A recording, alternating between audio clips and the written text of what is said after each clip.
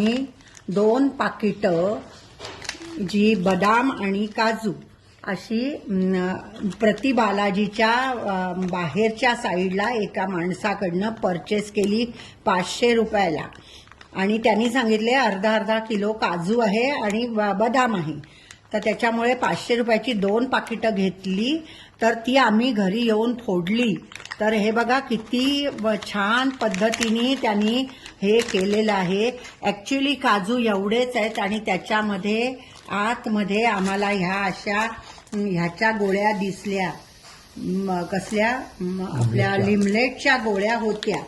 आणि दुसऱ्या ह्याच्यात हे जे काजू होते बदाम होते ती पण अशीच पावडर चिकटवलेली आहे. आणि त्याच्यामध्ये ह्या अशा गोळ्या मिळाल्या लाल. हे बघा असं. तर अशी फसवणूक इथे देवाच्या ठिकाणी होते. तर सगळ्यांनी सांभाळून राहावं आणि पॅकिंग फोडून घ्यावं.